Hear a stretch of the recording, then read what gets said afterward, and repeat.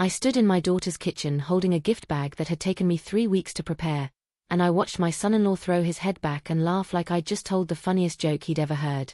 But I hadn't said anything funny. I'd only handed him an envelope. A simple cream-colored envelope with his name written on it in my careful cursive. The kind of penmanship they don't teach anymore, the kind that takes time and attention and love. Before I tell you what happened next, let me just say this. If you're watching this from somewhere in the world right now, drop a comment and tell me where you're from. I need to know I'm not alone in this. I need to know that somewhere out there, someone understands what it feels like to be dismissed by the people you've sacrificed everything for. And please, check the description box below. There are more stories like mine there, stories about women who refused to stay silent when the world tried to make them invisible. My name is Dorothy Wheeler, and I'm 63 years old. I've lived in Topeka, Kansas, my entire life. I raised 2 daughters in a 3-bedroom ranch house on Gage Boulevard, buried a husband who worked himself to death at the grain elevator, and spent the last 4 decades believing that if you loved hard enough, sacrificed deep enough, and gave everything you had, your family would see your worth. I was wrong. The laugh started in his throat, my son-in-law's laugh, a low rumble that built into something ugly and sharp. His name is Brandon Keller, and he'd been married to my youngest daughter, Nicole, for 6 years. 6 years of me biting my tongue. 6 years of me pretending not to notice the way he looked at his phone when Nicole was talking, the way he forgot my birthday 3 years running, the way he called me even though I'd asked him, politely, always politely, to use my full name. Nicole stood by the kitchen sink, her hands submerged in sudsy water, her back to both of us. She'd invited me over for Sunday dinner, which had become a monthly ritual since she and Brandon bought the house in the newer development west of town. The kitchen was beautiful, all white subway tile and stainless steel appliances, but it felt cold to me. Nothing like the warm yellow kitchen where I'd raised my girls, where the wallpaper was peeling and the linoleum was cracked but the air always smelled like cinnamon and coffee and home. Brandon held the envelope between 2 fingers like it might contaminate him. He was 34 years old, worked in commercial real estate, and wore his success like armor. Everything about him was sharp, his jawline, his Italian leather shoes, the way he could cut you down with a smile and make you thank him for it. "What is this, Dot?" he asked, still smiling that smile. "A coupon for a free coffee. A handwritten recipe for meatloaf." I felt my throat tighten, but I kept my voice steady. "It's a gift, Brandon. For you and Nicole. Open it." He tore it open, not carefully, not with the respect you'd show something someone spent time on, but carelessly, the way you'd open junk mail. Inside was a handwritten certificate on cream cardstock that I'd purchased from the stationery store downtown, the one that's been there since 1967. I'd spent an afternoon crafting the words, checking my spelling 3 times, making sure the calligraphy was perfect. The certificate offered Brandon and Nicole a weekend getaway to Wichita, fully paid for, including hotel, dinner reservations at the nicest steakhouse in the city, and tickets to a show Nicole had mentioned wanting to see. It had cost me $842. Money I'd been saving from my Social Security checks for 5 months. Money I could have spent on the leak in my bathroom ceiling or the new tires I desperately needed for my Bic. But I'd wanted to do something meaningful. Something that showed I still mattered. Something that proved I wasn't just the old woman they tolerated at holiday dinners. Brandon read it. Then he read it again. Then he looked at me with an expression I'll never forget, a mixture of pity and contempt, like I was a stray dog that had wandered onto his property and made a mess he'd have to clean up. "You're serious," he said. "Of course I'm serious." He laughed again, harder this time, and set the certificate down on the granite countertop like it was trash. "Dot, I mean this in the kindest way possible, but you're too old to matter. Nobody needs your little homemade vacations.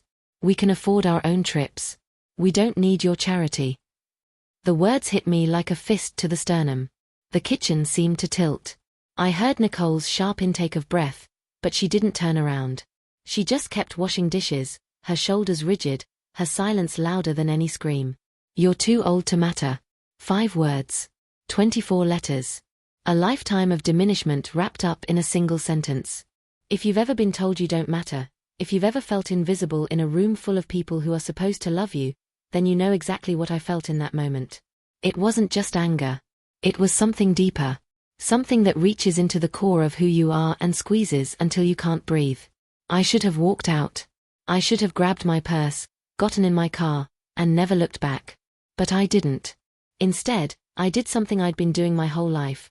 I swallowed the pain, forced a smile, and tried to be smaller, quieter, less of a burden. I just wanted to do something nice, I said softly. Brandon shrugged, already losing interest. That's sweet. Really? But maybe next time just send a card. He walked out of the kitchen, leaving the certificate on the counter like a piece of litter. I heard the television click on in the living room. Heard him settle into the leather recliner that Nicole had saved for months to buy him. Heard him laugh at whatever was on the screen, the sound casual and unbothered, like he hadn't just gutted me in my daughter's kitchen. Nicole finally turned around. Her eyes were red, but she wasn't crying. She looked exhausted, worn down. Like she'd been fighting a war for so long she'd forgotten what peace felt like. "Mom, I'm sorry," she whispered. "He's just stressed about work." He didn't mean it. But he did mean it. We both knew he did.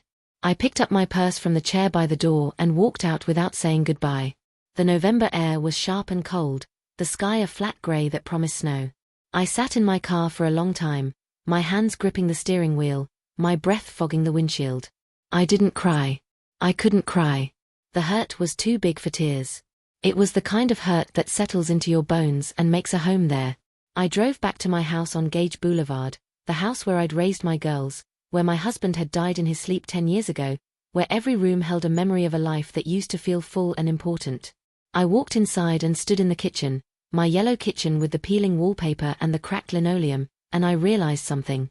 I was done being small. I was done apologizing for taking up space. I was done letting people like Brandon Keller decide my worth. If you're still with me, do me a favor, hit that subscribe button. Not because I'm asking, but because what I'm about to tell you next is going to make you understand why silence is the most dangerous thing a woman can carry. And trust me, you're going to want to see how this ends. Check the description box for more stories like this, stories about women who fought back when the world tried to bury them.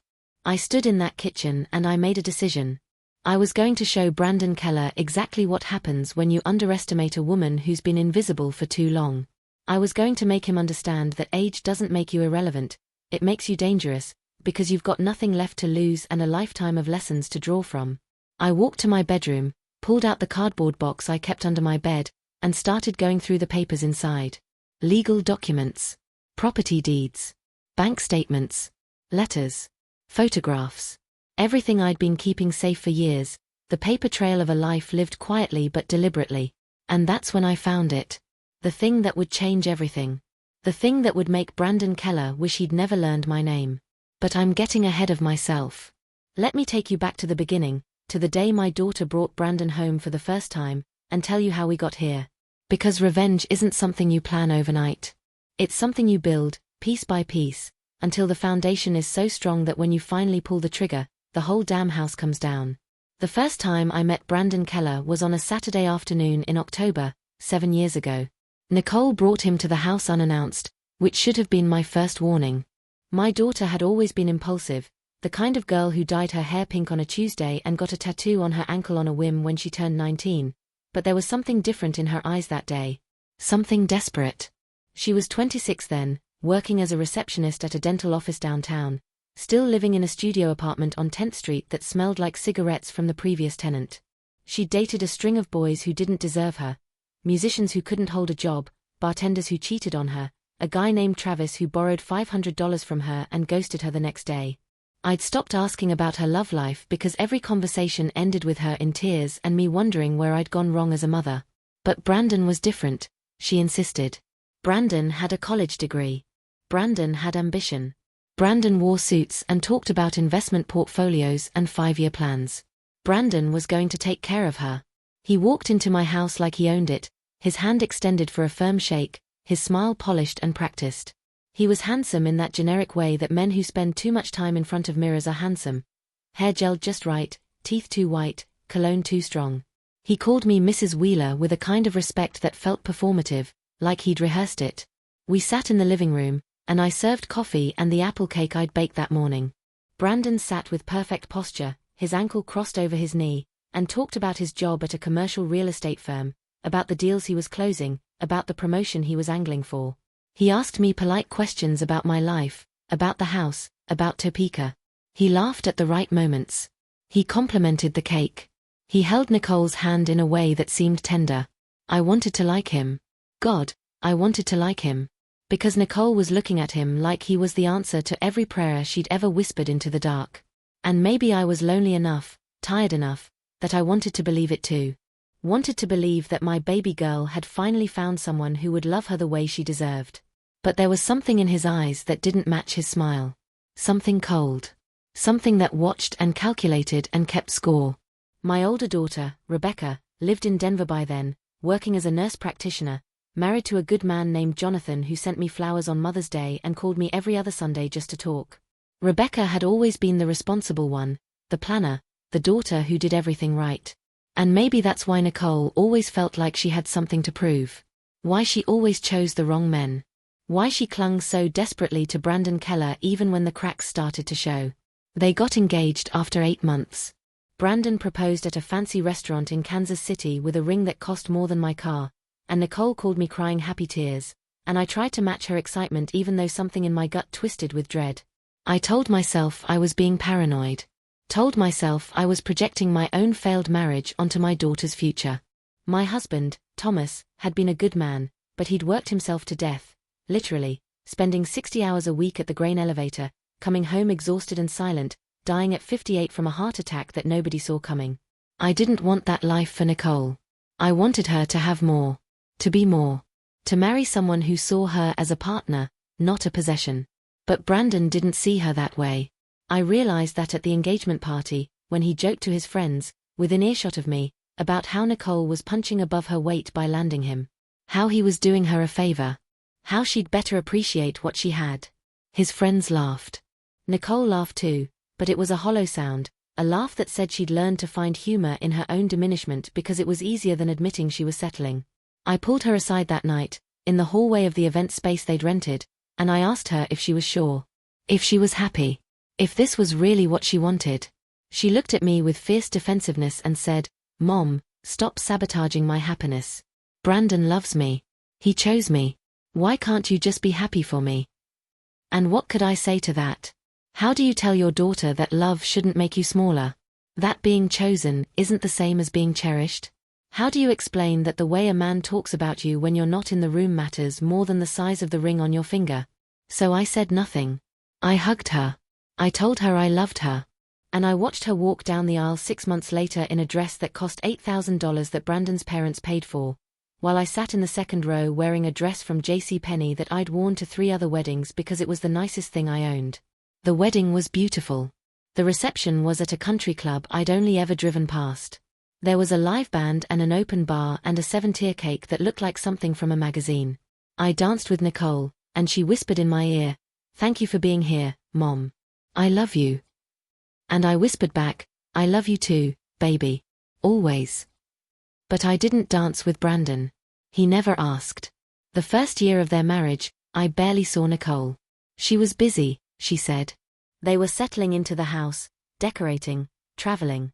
Brandon's career was taking off, and she'd quit her job at the dental office to support him full-time, cooking his meals, managing his schedule, making sure his life ran smoothly so he could focus on climbing the corporate ladder. She posted pictures on social media of fancy dinners and weekend trips to Chicago and new furniture and a life that looked perfect from the outside. But when I called her, she sounded tired. Distant. Like she was reading from a script. "How are you, sweetheart?" I'd ask. "I'm great, Mom. Really great. Brandon just closed this huge deal, and we're thinking about remodeling the kitchen." "And how are you? What have you been up to?" A pause. Just, keeping busy. I wanted to ask what she was busy with, now that she didn't have a job, now that her life seemed to revolve entirely around Brandon's needs. But I didn't. Because every time I expressed concern, she pulled further away. And I was terrified that if I pushed too hard, I'd lose her completely. By the 3rd year, the visits became obligatory. Once a month, maybe twice if it was a holiday. Always at their house, never at mine. Always with Brandon hovering, always with that polite contempt simmering just beneath the surface. He started calling me Da around year 2, even though I'd introduced myself as Dorothy. Even though I'd corrected him twice. It was a small thing, a tiny disrespect, but it set the tone for everything that followed. He started making little comments. About my clothes. Did you buy that at a thrift store? About my car. Still driving that old Bic? Surprised it hasn't died on you yet. About my house. You really should sell that place and move into a senior community. You'd be safer. About my cooking. It's a little bland, but I guess that's how people your age like it. Each comment landed like a paper cut. Small. Barely noticeable. But they added up.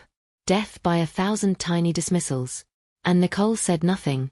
She'd laugh nervously, or change the subject, or busy herself in the kitchen. She never defended me. Never told him to stop.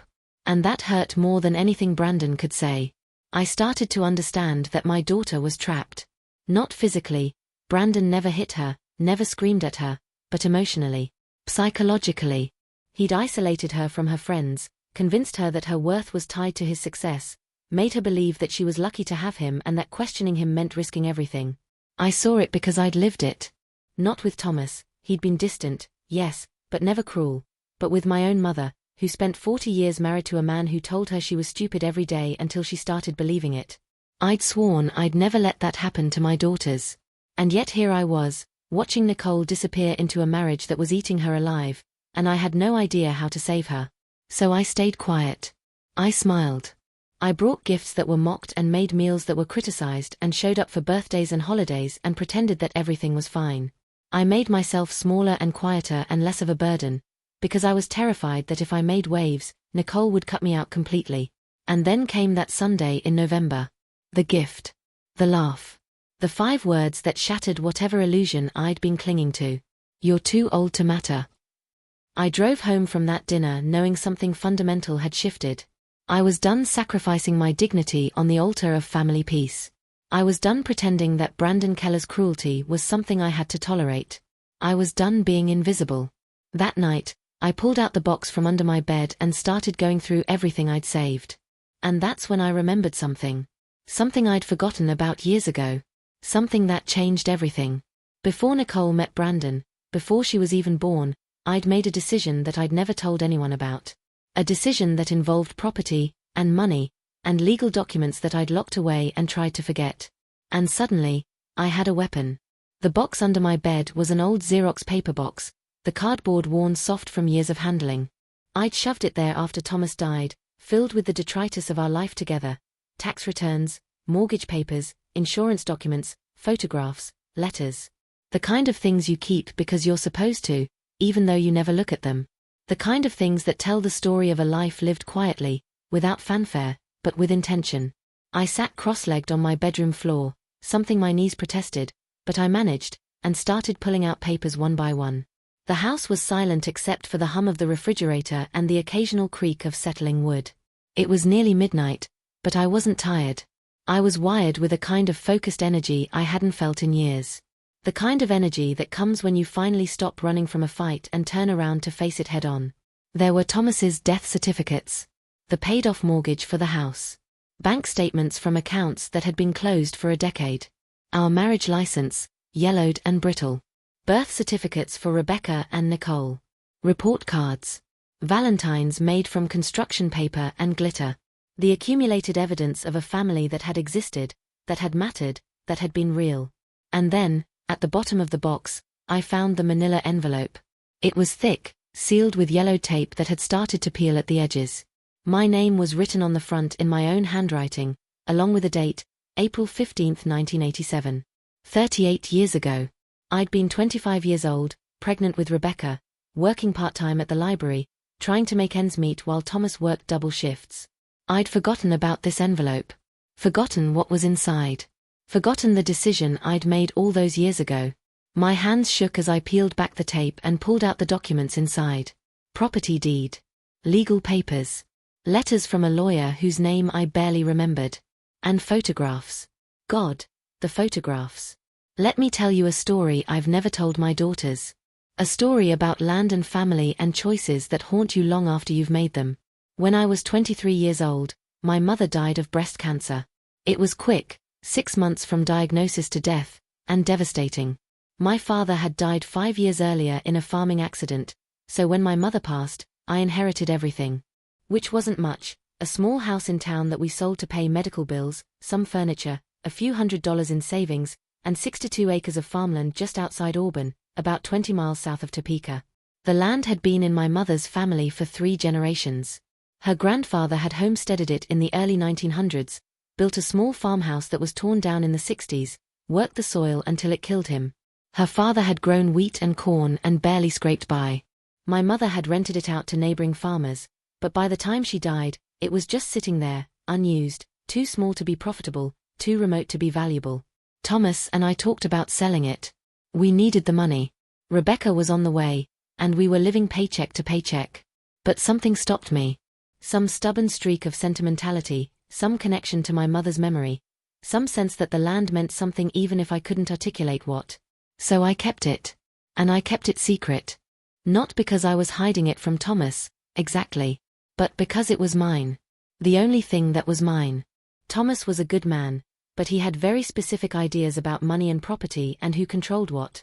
If he'd known about the land, he would have insisted we sell it, or develop it, or do something practical with it.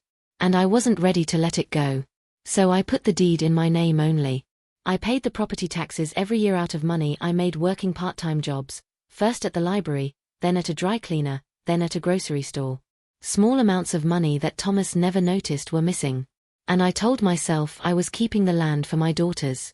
That someday, when they were older, I'd give it to them as a gift. A piece of their heritage.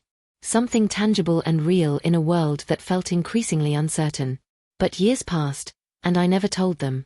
Rebecca grew up and moved to Denver and built a life that didn't include Kansas farmland. Nicole grew up and struggled and married Brandon and seemed to need stability more than she needed dirt and memories. And the land just sat there, costing me a few $100s a year in taxes, generating nothing, worth nothing. Or so I thought. The documents in the manila envelope told a different story. There were letters from a real estate developer, dated from 2003, expressing interest in purchasing the land. Letters I'd ignored because the offer was insultingly low and because I still wasn't ready to let go. There were updated property surveys from 2010, commissioned by the county for some infrastructure project that never materialized. And there was one letter, dated just 3 years ago, 2022, that I'd shoved in the envelope and forgotten about. It was from a commercial real estate firm in Wichita. They were representing a client interested in purchasing land south of Topeka for a development project. They'd done a survey of available properties in the area and wanted to know if I'd be interested in selling my 62 acres. They included a preliminary offer, $350,000. $350,000. I'd never responded to the letter. I'd read it, felt a kind of numb shock at the number, shoved it in the envelope, and pushed the whole thing out of my mind. Because by 2022, I was 60 years old and tired and convinced that nothing I did mattered anymore. Thomas had been dead for over a decade. My daughters were grown and gone. I was living alone in a house that was falling apart, surviving on Social Security and the small pension Thomas had left me. The land felt like an abstraction, something that existed on paper but had no real impact on my life. But now, sitting on my bedroom floor at midnight with Brandon Keller's words echoing in my head, that $350,000 felt very real. Very tangible. Very much like a weapon I could wield. I grabbed my laptop, a refurbished Dell that Rebecca had sent me for Christmas 2 years ago, and started researching. I looked up the real estate firm that had sent the letter. They were still in business, still active, still developing properties across Kansas. I looked up recent land sales in the Auburn area. The prices had gone up. Way up. The median sale price for farmland in that area was now running around $8,000 per acre, which meant my 62 acres could be worth close to $500,000. Maybe more, depending on location and zoning. I felt something stir in my chest. Not just anger anymore. Something sharper. Something that felt like power. I kept digging. I Googled Brandon Keller's company. I found his LinkedIn profile, read through his job history, looked at the deals he'd worked on. He specialized in commercial real estate development, retail centers, office parks, mixed-use projects. He brokered deals between developers and landowners. He made his money by being the middleman, by knowing where the valuable properties were before anyone else did. And that's when I saw it. A recent post on his company's website, dated just 2 months ago, announcing a new development project south of Topeka. A retail and residential complex that would break ground in the spring. They'd already secured most of the land they needed, the article said, but were in final negotiations for a few remaining parcels. I clicked through to a map showing the proposed development area. And there it was. My 62 acres. Right in the middle of the project zone. My breath caught in my throat. I clicked through more pages, read more documents.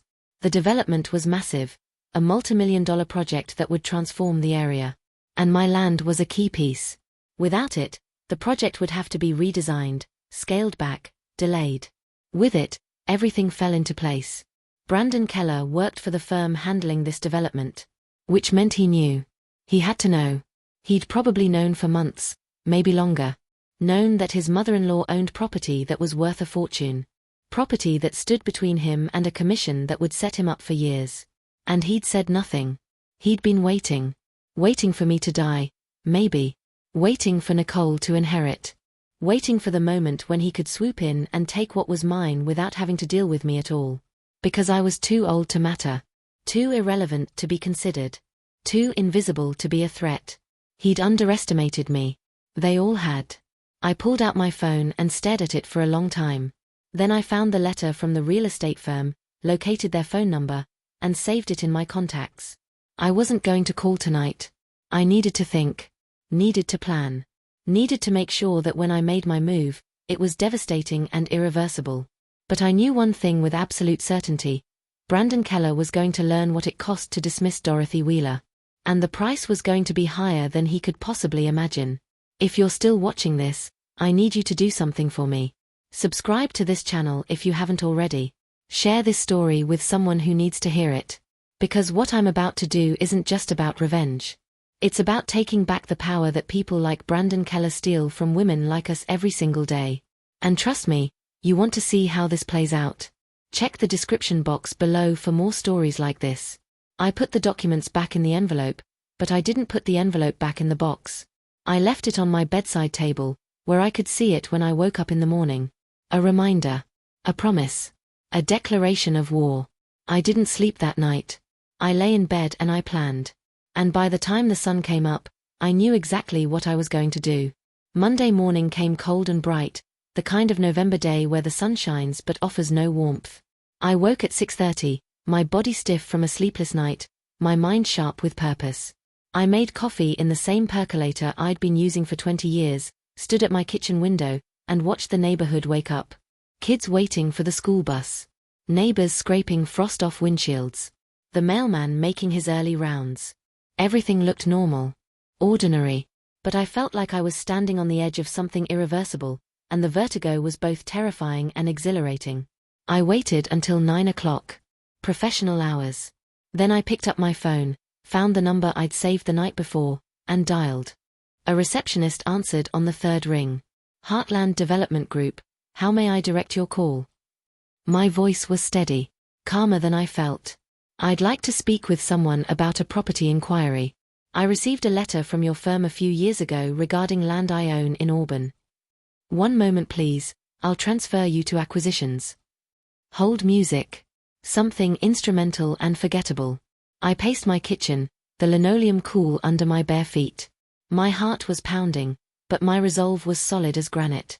A man's voice came on the line. Deep. Professional. This is Robert Hastings, Senior Acquisitions Manager. How can I help you today? Mr. Hastings, my name is Dorothy Wheeler. Your firm sent me a letter in 2022 about purchasing 62 acres I own just outside Auburn. I'm calling to see if you're still interested.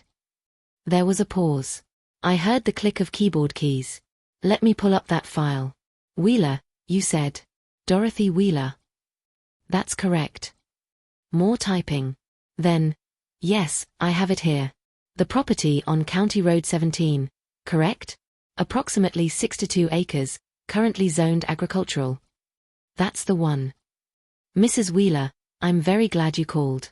We are absolutely still interested in that property. In fact, I'd say it's become even more valuable to us since we sent that initial letter. We're in the final stages of assembling land for a major development project in that area, and your parcel is, well, it's essential to the overall plan. Essential. The word sent a thrill through me. I see. And what would you be willing to offer? Another pause. Longer this time. Mrs. Wheeler, I'd prefer to discuss specific numbers in person, if that's something you'd be open to. This is the kind of negotiation that benefits from face-to-face conversation. Would you be available to meet later this week? I could drive to Topeka. I'm available whenever you are, Mr. Hastings. Excellent. How about Wednesday morning? Say, 10 o'clock? We could meet at your home, or if you prefer, there's a coffee shop downtown. My home is fine. Perfect. I'll see you Wednesday at 10. And Mrs. Wheeler, I want you to know that we're prepared to make a very competitive offer. This property is important to us. We said our goodbyes and I hung up. My hands were shaking. Not from fear, but from the rush of taking action after years of passivity. I'd spent so long being the person things happened to. Now I was the person making things happen. But I wasn't done. Not even close. I scrolled through my phone until I found Rebecca's number. My older daughter and I talked every couple of weeks, usually on Sunday afternoons. She was busy. She worked 50-hour weeks at a hospital in Denver, had 2 kids under 10, a husband who was equally overwhelmed. Our conversations were loving but brief. I'd never burdened her with my problems, never wanted her to feel like she had to fix things for me. But today, I needed her to know what was happening. I needed someone on my side. She answered on the 4th ring, slightly breathless. Hey, Mom. Everything okay? You usually call on Sundays. Everything's fine, sweetheart. I just needed to talk to you about something important. Do you have a few minutes? I heard her say something to someone in the background, probably one of the kids. Then, yeah, I've got time. What's going on? I told her everything. About the dinner at Nicole's house. About Brandon's comment. About the land I'd kept secret all these years. About the development project and the phone call I'd just made. I spoke quickly, the words tumbling out in a rush, and when I finished, there was a long silence on the other end. Mom. Rebecca's voice was tight with emotion. Why didn't you tell us about the land? I don't know, honey. At first, I kept it because I wanted something that was mine. And then, I guess I just forgot it mattered. Forgot it mattered? Mom, you're sitting on property worth $500,000 and you forgot it mattered. I know how it sounds. Another silence. Then, what Brandon said to you. Mom, that's unforgivable. Has he always treated you like this? Not always. But yes, for a long time. And Nicole doesn't say anything. Nicole doesn't see it. Or she sees it and can't admit it. I don't know anymore. I heard Rebecca take a deep breath. Okay. Here's what's going to happen. You're going to meet with this developer. You're going to get every dollar that land is worth. And you're not going to tell Brandon or Nicole until after the deal is done. Do you understand me? That's exactly what I was planning. Good. Because Mom, I love Nicole, but she's made choices that have put her in Brandon's orbit, and if you tell her about this land before you sell it, she's going to tell him. And he's going to find a way to manipulate you out of it. Men like him always do. I know. Do you need me to come home? Because I can. I can take a few days off, fly out there, be with you when you meet with the developer. No, sweetheart. I appreciate it, but I need to do this myself. I need to prove, to him, to Nicole, to myself, that I'm not too old to matter. Rebecca's voice softened. Mom, you've never been too old to matter. Not to me. Not to anyone who actually loves you. We talked for another 20 minutes. She made me promise to call her after the meeting on Wednesday. Made me promise to keep her updated. Made me promise that if I felt overwhelmed or scared, I'd reach out. And before we hung up, she said something that stuck with me. Mom, whatever you decide to do with this money, with this situation, I'm proud of you. You've spent your whole life putting everyone else first. It's about damn time you put yourself first. After I hung up, I sat at my kitchen table for a long time, my coffee gone cold, the morning stretching into afternoon. I thought about Nicole. About the daughter I'd raised to be strong and independent, who'd somehow become a shadow of herself. About the choices we make when we're desperate to be loved, and how those choices can trap us in lives we never wanted. I wanted to save her. God, I wanted to save her. But I was starting to understand that I couldn't save someone who didn't want to be saved. All I could do was show her what strength looked like. Show her that it was possible to fight back. Hope that someday, she'd find the courage to do the same. Tuesday passed in a blur of nervous energy. I cleaned the house, even though it was already clean. I went to the grocery store and bought fresh coffee and cookies, the good kind from the bakery section, in case Robert Hastings wanted refreshments during our meeting. I laid out my best outfit, a navy blue dress I'd worn to Rebecca's wedding, paired with a cardigan and simple flats. I wanted to look put together. Professional. Like someone who knew her worth. That night, I barely slept again. I kept running through scenarios in my head. What if the offer was lower than I expected? What if there were complications with the sale? What if Brandon found out before the deal was done? But every time doubt crept in, I remembered his laugh. His contempt. His certainty that I didn't matter. And my resolve hardened. Wednesday morning arrived. I was up at 6, showered and dressed by 7:30, pacing my living room by 8. I'd moved the box of documents to the dining room table, organized everything I might need, the original deed, the property surveys, the correspondence from the development company. I felt like a general preparing for battle, and in a way, that's exactly what I was. Robert Hastings arrived at exactly 10 o'clock.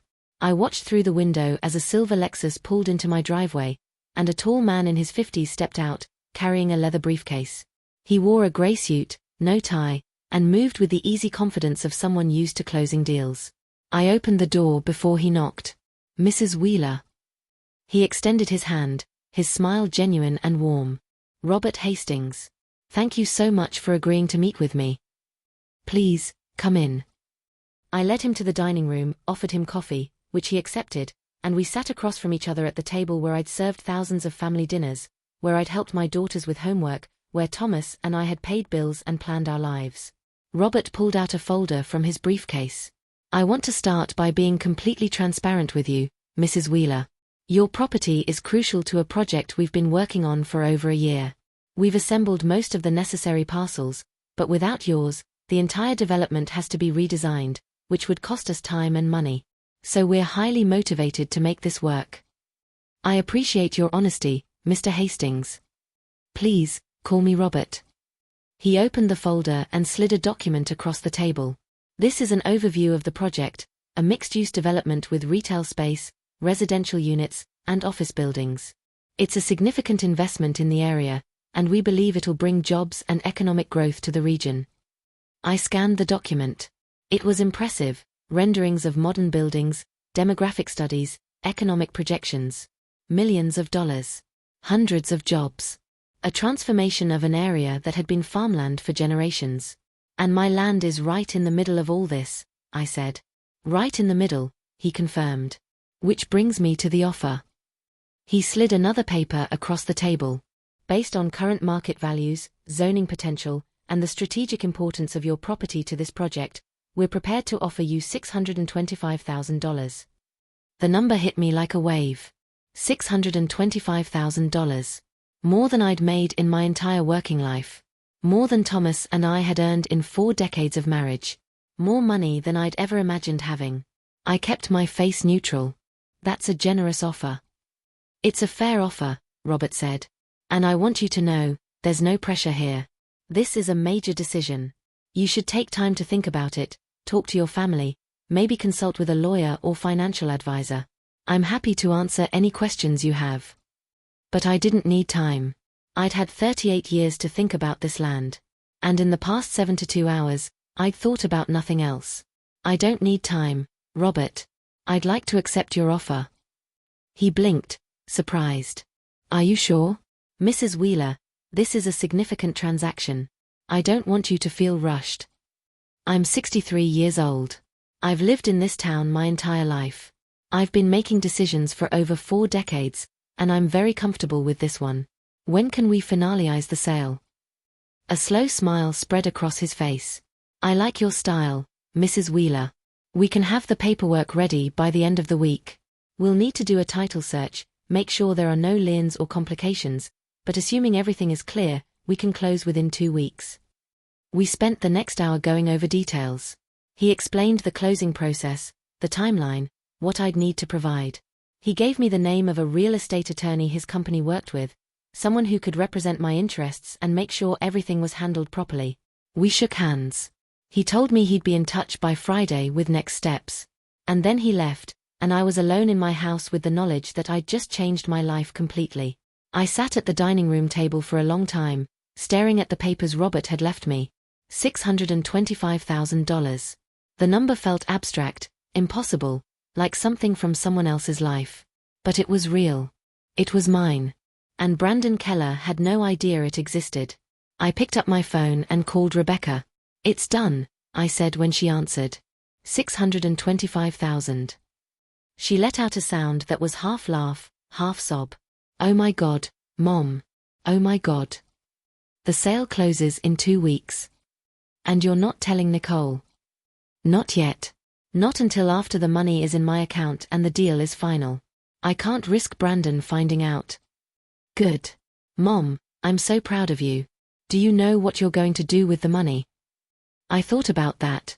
About the leak in my bathroom ceiling. The worn-out tires on my car. The medical bills I'd been paying off in tiny increments for years. The life I'd been living, small and careful and constrained by a budget that never seemed to stretch far enough. "I'm going to take care of myself first," I said. "Fix the things that need fixing. Pay off everything I owe. And then I'm going to make sure Brandon Keller understands exactly who he dismissed." "What are you planning, Mom?" "You'll see, sweetheart. You'll see." We said goodbye, and I sat in the silence of my house, feeling something I hadn't felt in years. Not just hope. Not just relief. But power. The kind of power that comes from knowing you hold all the cards and nobody else even knows the game has started. I had 2 weeks until the sale closed. 2 weeks to plan. 2 weeks to prepare. 2 weeks until Brandon Keller's world came crashing down around him. And I was going to enjoy every single second of it. The 2 weeks between accepting the offer and closing the sale were the longest and strangest of my life. I moved through my days in a state of heightened awareness, hyper-conscious of every word I spoke, every expression I wore, every interaction I had. I was carrying a secret that felt too big for my body, like I might split open and spill it everywhere if I wasn't careful. Nicole called me on Thursday, 3 days after my meeting with Robert Hastings. I saw her name on my phone screen and felt my stomach clench with anxiety and something that felt uncomfortably like guilt. "Hey, Mom," she said, her voice bright in that false way I'd come to recognize. The voice she used when she was pretending everything was fine. "I just wanted to check on you." I felt bad about how Sunday went. Brandon felt bad too. Brandon felt bad. The lie was so transparent I almost laughed. But I kept my voice even, pleasant. "It's okay, sweetheart. I'm fine." "Are you sure? Because you left kind of abruptly, and I know Brandon can be, he doesn't always think before he speaks." "Really, Nicole, I'm fine. It was just a misunderstanding." There was a pause. I could hear her relief through the phone, the way her breathing relaxed. She wanted to believe me. She needed to believe me. Because if I was hurt, she'd have to acknowledge that her husband was cruel. And acknowledging that meant facing choices she wasn't ready to face. "Okay, good. I'm glad. Actually, I was calling because Brandon and I wanted to invite you to dinner next Saturday. Kind of a belated birthday celebration for you. I know your birthday was last month and we didn't do anything special." My birthday had been in October. They'd sent a card, Nicole's handwriting on the envelope, a generic grocery store card with flowers on the front and 5 words inside. "Happy birthday, love Nicole and Brandon." No call. No visit. No acknowledgement that I turned 63 and was 1 year closer to becoming the irrelevant old woman Brandon already believed I was. But now they wanted to celebrate. Now, after he'd humiliated me in their kitchen, after making it clear I was a burden they tolerated rather than a mother they loved, they wanted to perform generosity. I should have said no. Should have made an excuse. But something in me, some dark, vengeful part that was growing stronger every day, wanted to see them. Wanted to sit at their table and eat their food and smile my quiet smile while knowing what was coming. While knowing that in less than 2 weeks, everything would change. "That sounds lovely," I said. "What time?" 6 o'clock. "I'm making lasagna. Your favorite." It wasn't my favorite. My favorite was Rebecca's pot roast, which she made every Christmas. But I didn't correct her. "I'll be there. Thank you, sweetheart." After we hung up, I sat with the phone in my hand, feeling the weight of what I was doing. I was lying to my daughter. By omission, yes, but lying nonetheless. And part of me wondered if this made me just as bad as Brandon. If revenge was worth the cost of deception. But then I remembered the look in his eyes when he'd called me irrelevant. The casual cruelty. The certainty that I was powerless. And I pushed the guilt down deep where it couldn't reach me. The days crawled by. I met with the attorney Robert had recommended, a woman named Patricia Kendrick who had an office downtown and wore power suits and asked exactly the right questions. She reviewed all the paperwork, confirmed that the title was clear, explained every step of the closing process. She told me I could walk away at any time until I signed the final documents. She made sure I understood that once the sale was complete, the land was gone, no going back, no changing my mind. I understand, I told her. And I'm certain. She studied me for a moment, this competent woman in her 40s who probably dealt with uncertain sellers all the time. Then she nodded. Good. You're making an excellent financial decision, Mrs. Wheeler. This is life-changing money. Life-changing. Yes. That's exactly what it was. I started making plans for what I'd do with the money. Practical things first, the roof repair, new tires, paying off the credit card debt I'd accumulated over years of stretching Social Security checks to cover expenses. But beyond that, I started dreaming. Small dreams at first. A vacation somewhere I'd never been. New furniture. Maybe even a new car. Something reliable that wouldn't leave me stranded on the side of the road. But the more I thought about it, the more I realized that the money itself wasn't the point. The point was what the money represented. Proof that I mattered. Proof that I had value beyond what other people assigned to me. Proof that being 63 years old and living alone in a house with peeling wallpaper didn't make me invisible. Rebecca called me every other day to check in. How are you holding up, Mom? Are you okay? You're not having second thoughts. No second thoughts. I'm good, honey. Better than good. And you're still not telling Nicole. Not until after it's done. She's going to be upset. I know. Brandon's going to be furious. I know that too. Good, Rebecca said, and I could hear the fierce satisfaction in her voice. Let him be furious. Let him realize he can't control everything. Let him understand what it costs to underestimate people. Saturday arrived. I dressed carefully, a simple blouse and slacks, nothing fancy, nothing that would suggest I was celebrating a secret victory. I stopped at the bakery on the way to Nicole's house and bought a chocolate cake, because showing up empty-handed felt wrong even if the whole evening was a performance. Brandon answered the door. He was wearing jeans and a polo shirt, barefoot, a bottle of beer in his hand. He looked relaxed, happy, completely unaware that his world was about to implode. Hey, Dot, he said, stepping aside to let me in. Come on in. Nicole's in the kitchen. I walked past him, catching the smell of lasagna and garlic bread, and found Nicole pulling dishes out of the oven. She looked tired, there were dark circles under her eyes, and her hair was pulled back in a messy ponytail, but she smiled when she saw me. Mom. You made it. Is that cake? You didn't have to do that. I wanted to. We hugged. She felt thin in my arms, more fragile than I remembered. When had she started disappearing? When had my vibrant, impulsive daughter become this exhausted woman who flinched when her husband walked into the room? Dinner was awkward in the way all performances are awkward. Brandon dominated the conversation, talking about work, about a deal he'd just closed, about a promotion he was angling for. He name-dropped people I didn't know, talked about places I'd never been, described a life that felt completely disconnected from anything I understood. Nicole laughed at his jokes, asked interested questions, played the role of supportive wife with practiced ease. And I sat there, eating lasagna that was too salty, nodding at appropriate moments, and thought about the papers sitting on Patricia Kendrick's desk. The papers that would be signed in 6 days. The papers that would transfer $625,000 into my bank account and transfer ownership of 62 acres that Brandon desperately needed. At one point, he brought up the development project. Casually. Like it was just conversation. We're making great progress on that project south of town, he said, taking a sip of his third beer. Should break ground in the spring. It's going to be huge for the area. Huge for my career, too. That's wonderful, I said, my voice mild. Yeah, we've been working on it for months. Land acquisition is always the trickiest part. You'd be amazed how difficult some people can be about selling property that's just sitting there doing nothing. Like, take the money and be grateful, you know? Nicole glanced at him, something flickering across her face. Concern? Embarrassment? It was gone too quickly for me to identify. I'm sure people have their reasons for holding on to property, I said carefully. Brandon shrugged. Usually it's just stubbornness.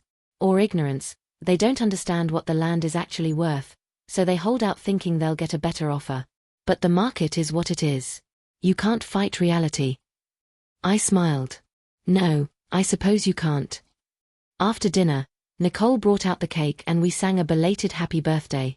She'd bought me a gift, a scarf from a department store, still in the bag with the receipt tucked inside in case I wanted to return it. Brandon gave me a gift card to a restaurant I'd never been to, one of those chain places in the suburbs that served oversized portions and played loud music. Thanks for coming, Brandon said as I was leaving.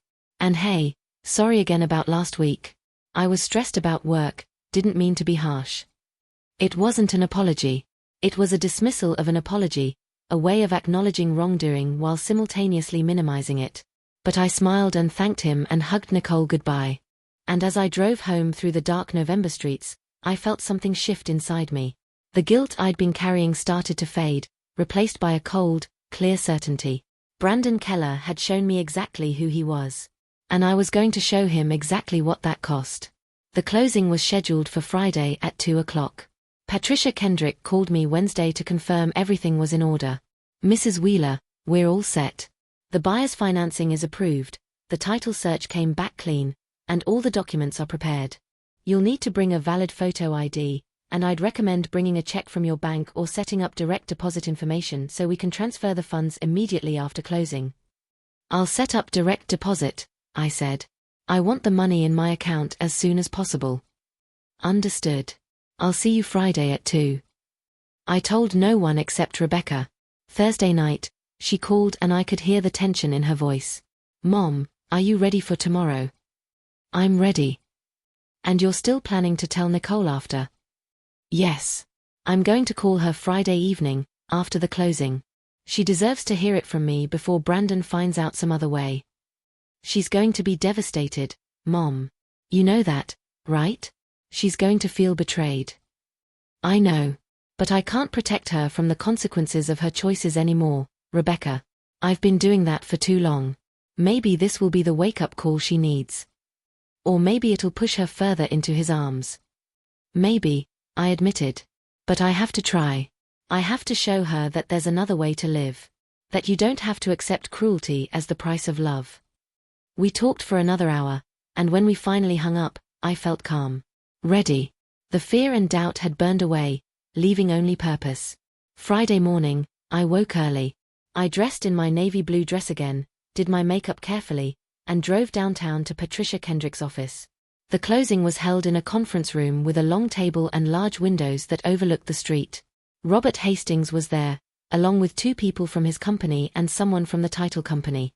Everyone was friendly, professional, efficient. We went through the papers one by one. Signatures. Initials.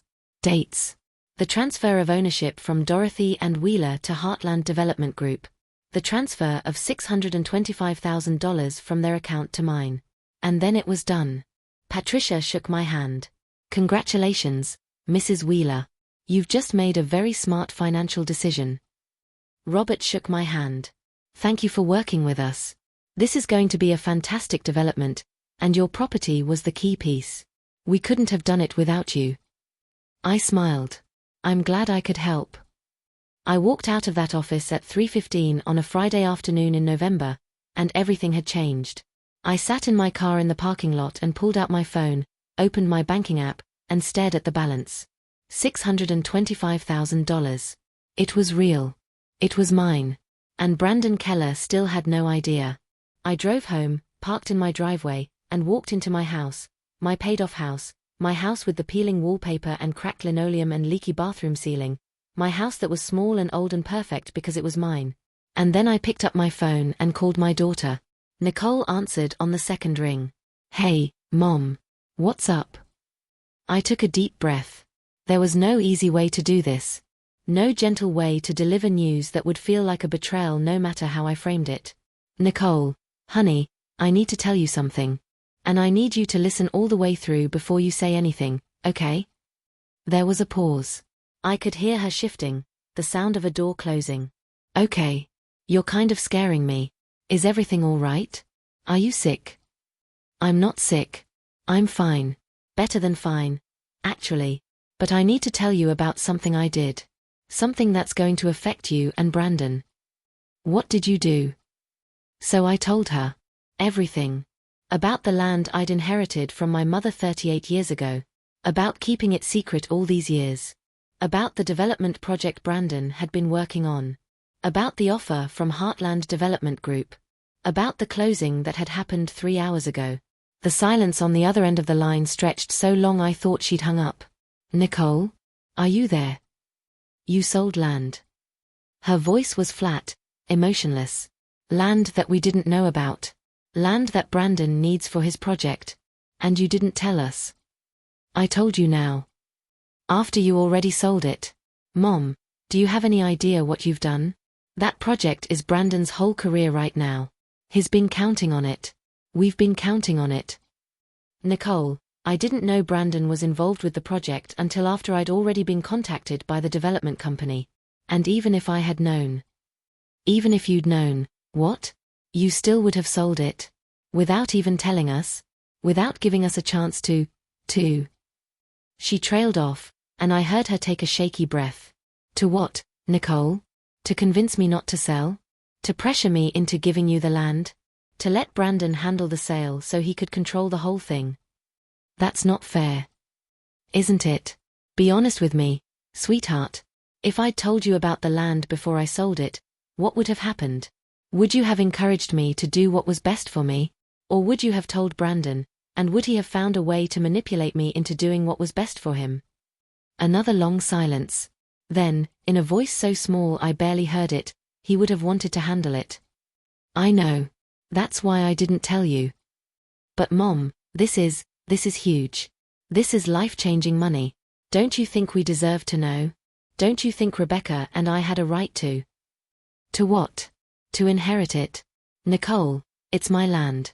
My decision. My life. I'm 63 years old, and I've spent the last 40 years putting everyone else's needs before my own. Your father's needs. Your needs. Rebecca's needs. I've lived small and quiet and careful, and I've let people treat me like I'm invisible because I was too afraid of making waves. But I'm done with that. I'm done apologizing for taking up space. I'm done letting other people decide what I'm worth.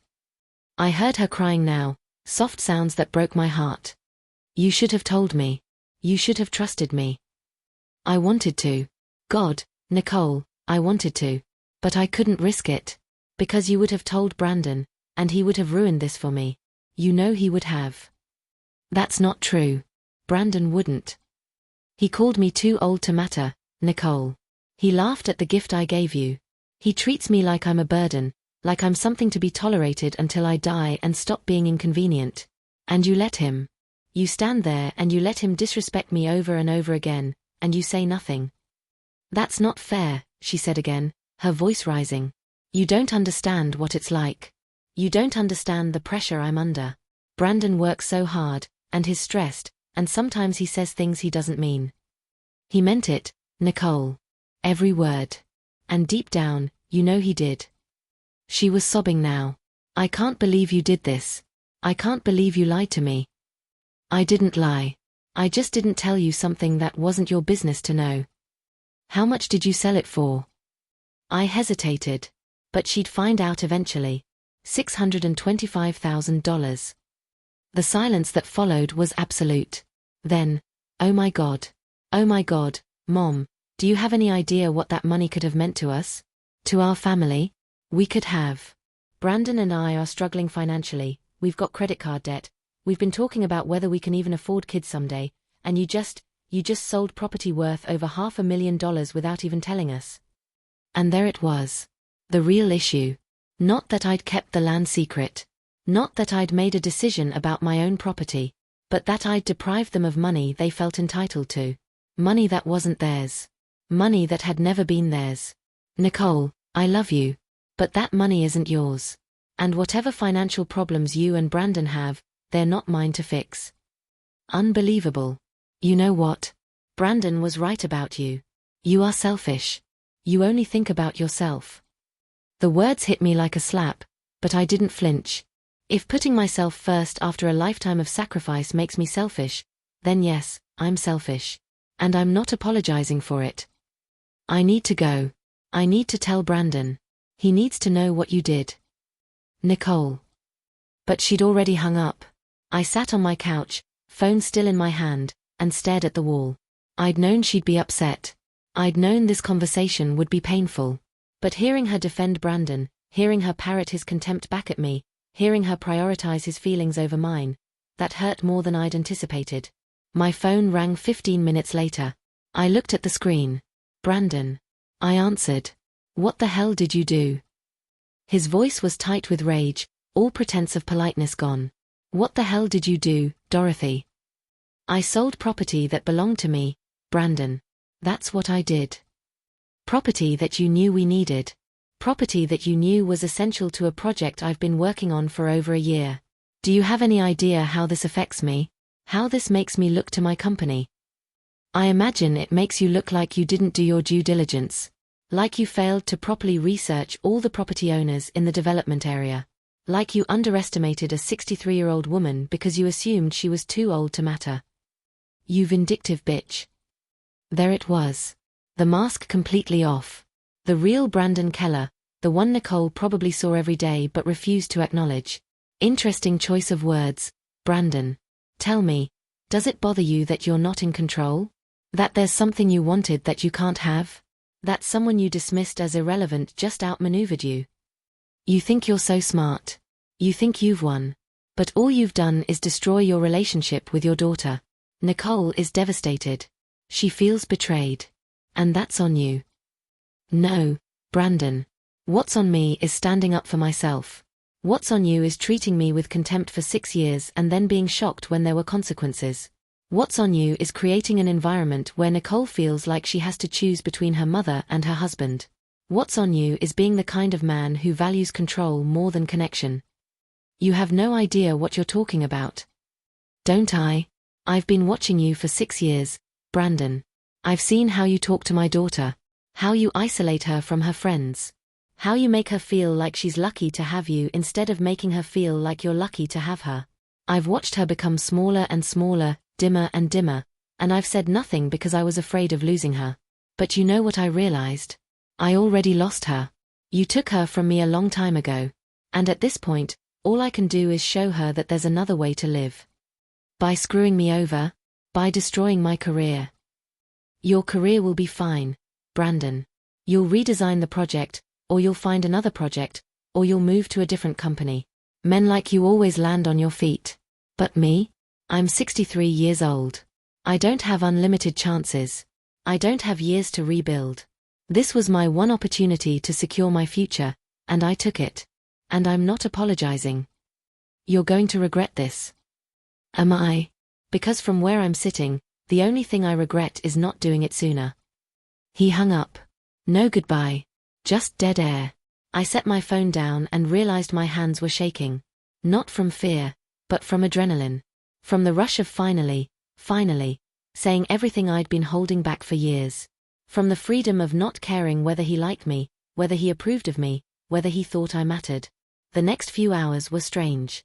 My phone kept buzzing, texts from Nicole, escalating in anger and hurt.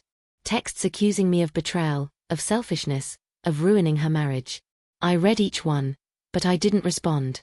There was nothing I could say that would make this better. She needed time to process. Time to grieve.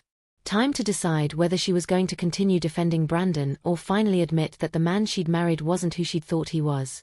Rebecca called at 8 o'clock. Mom, I just got off the phone with Nicole. She's a mess. I know. She told me what you did. With the land. And I told her she was being ridiculous. That it was your property, your decision, and that she had no right to be angry at you for securing your own financial future. How did she take that? About as well as you'd expect. She hung up on me. But Mom, I meant what I said. You did the right thing. Nicole will realize that eventually. And if she doesn't, well, that's her choice to make. We talked for a while longer, and Rebecca's support helped ease some of the pain of Nicole's anger. But after we hung up, I sat alone in my quiet house and wondered if I'd made a terrible mistake. If maybe I should have handled things differently. If maybe there was a version of this where I got the money and kept my daughter. But deep down, I knew the truth. There was no version where I could put myself first and Nicole wouldn't see it as a betrayal. Because she'd been conditioned, by Brandon, by her own choices, by a lifetime of watching women sacrifice themselves on the altar of family harmony, to believe that mothers don't get to have needs. That mothers exist to serve. That taking care of yourself is the same as abandoning everyone else. And maybe the kindest thing I could do was show her that wasn't true. That you could love your family and still choose yourself. That boundaries weren't betrayal. That your value didn't diminish just because you got older. Even if she hated me for it right now, maybe someday she'd understand. I went to bed that night exhausted, emotionally drained, but strangely at peace. I'd done it. I'd taken back my power. I'd refused to be invisible. And whatever came next, I'd face it standing tall. The weekend after the closing was brutal. Nicole didn't call. Didn't text. The silence from her felt heavier than any words could have been. I kept checking my phone, hoping for some sign that she was processing, that she was coming around, that the initial shock was wearing off. But there was nothing. Brandon, however, had plenty to say. Saturday morning, I woke to find my mailbox stuffed with legal papers. A certified letter from an attorney representing Brandon, claiming I'd acted in bad faith, that I'd deliberately sabotaged his business interests, that I owed him compensation for damages to his career. The letter was full of threatening language, words like legal action and financial liability and breach of fiduciary duty. But even I could tell it was mostly bluster. I owned the land free and clear. I had every right to sell it to whomever I wanted. Brandon had no legal claim to property that had never been his. But the letter told me something important. He was desperate. And desperate people make mistakes. I called Patricia Kendrick Monday morning. I received a letter from an attorney claiming I did something illegal by selling my property. Is there any validity to this? She laughed, actually laughed. Mrs. Wheeler, that letter is nonsense. You owned the property outright, you sold it for fair market value to a legitimate buyer, and you had zero obligation to inform anyone else of the sale. If this attorney actually files a lawsuit, it'll be thrown out immediately. This is intimidation, nothing more. So I don't need to worry. You don't need to worry. In fact, if they continue harassing you, we can file a countersuit for harassment. But my guess? They're just trying to scare you. Don't let them. I didn't let them. But I also didn't ignore the letter. I scanned it and sent copies to Rebecca, to Patricia, and I filed it carefully in a folder I started keeping. Just in case. The real blow came Tuesday afternoon. Nicole called. I saw her name on my phone and my heart leapt. Maybe she'd calmed down, maybe she was ready to talk, maybe we could start repairing this. But when I answered, her voice was cold. Distant. Mom, I'm calling to let you know that Brandon and I have made a decision. We think it's best if we take some space from you for a while. The words landed like stones in my chest. Space. Yes. We need time to process what you did. To figure out how to move forward. And honestly, Brandon doesn't want me around you right now. He thinks you're a bad influence. A bad influence. I repeated the words slowly, trying to understand. Nicole, I'm your mother. You're also someone who deliberately sabotaged my husband's career. Someone who kept secrets and lied by omission and put your own interests above your family's. Brandon says that's toxic behavior, and he doesn't want me exposed to it. Brandon says. Brandon thinks. Brandon doesn't want. Every sentence started with him, like Nicole's own thoughts and feelings didn't exist anymore. Like she'd been completely absorbed into his worldview, his priorities, his version of reality. Sweetheart, can I ask you something? When you say we decided to take space, who is we? Did you make this decision, or did Brandon make it for you? We made it together. Did you? Or did he tell you this was happening and you agreed because disagreeing would cause a fight you're too tired to have? Her voice sharpened. You don't know anything about my marriage. I know you're defending a man who treats your mother with contempt. I know you've stopped seeing your friends. I know you quit your job to support his career. I know you're exhausted all the time. I know you've lost yourself, Nicole, and I've been watching it happen for years, and I've said nothing because I was afraid of losing you. But maybe losing you like this, slowly, piece by piece, until there's nothing left of the daughter I raised, is worse than losing you all at once. There was a long pause. When she spoke again, her voice was shaking. I'm not lost, Mom. I'm happy. Brandon takes care of me. He provides for me. He loves me. Just because my life doesn't look like what you wanted for me doesn't mean it's wrong. Does he tell you you're lucky to have him? Silence. Does he make jokes at your expense in front of other people? More silence. Does he make you feel like you have to earn his affection? Like if you're not perfect, if the house isn't perfect, if dinner isn't perfect, if you're not agreeable enough, he'll withdraw and you'll be left with nothing. Stop it. Her voice was barely a whisper. Just stop. I can't stop, baby. Because I love you. And I'm watching you disappear into a marriage that's crushing you, and I can't just stand by and pretend everything is fine anymore. I need to go. Nicole. I need to go. Brandon is calling me. Don't contact me for a while, okay? We need space. I need space. And she hung up. I stood in my kitchen, phone still pressed to my ear, listening to dead air, and felt something crack inside my chest. This was worse than anger. Worse than accusations. This was Nicole, my baby girl, choosing him. Actively, consciously choosing the man who diminished her over the mother who loved her. And there was nothing I could do to stop it. If you're still watching, I want you to understand something. This isn't just a story about revenge or money or family drama. This is a story about what happens when women are taught that their value comes from the men who choose them. When they're conditioned to be grateful for crumbs of affection. When they learn to make themselves smaller and quieter and more convenient until there's nothing left but the shell of who they used to be. And if that resonates with you, if you've ever been in a relationship where you lost yourself, or if you're watching someone you love disappear into one, please, leave a comment. Tell me your story. Because we need to stop pretending this is normal.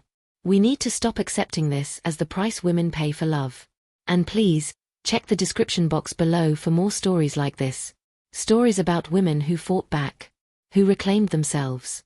Who refused to disappear. The next few days were some of the loneliest of my life. Rebecca called every day, but she was in Denver, and there was only so much comfort she could offer from 1,500 miles away. I had friends, women I'd known for years, bridge partners and neighbors and people I ran into at the grocery store, but I hadn't told any of them what was happening. How do you explain that your daughter has cut you off for the crime of securing your own financial future? How do you admit that your son-in-law has successfully isolated your child and you're powerless to save her? So I kept it to myself. I smiled at the checkout girl at Dillon's. I made small talk with my neighbor about the weather. I went to church on Sunday and sat in the same pew I'd sat in for 40 years and sang the same hymns and prayed the same prayers, and nobody knew that my heart was breaking. But something strange started happening. As the days passed, as the initial shock and pain began to fade, I felt something else emerging. Not sadness. Not regret. But clarity. I started seeing my life, really seeing it, for the first time in decades. All the ways I'd made myself small. All the times I'd swallowed my opinions, dimmed my light, apologized for existing. All the years I'd believed that being a good mother, a good wife, a good woman meant sacrificing everything on the altar of other people's comfort. And I started to get angry. Not the hot, reactive anger I'd felt when Brandon dismissed me in Nicole's kitchen. But a cold, purposeful anger. The kind that doesn't burn out. The kind that transforms into action. I'd sold the land. I'd secured my financial future.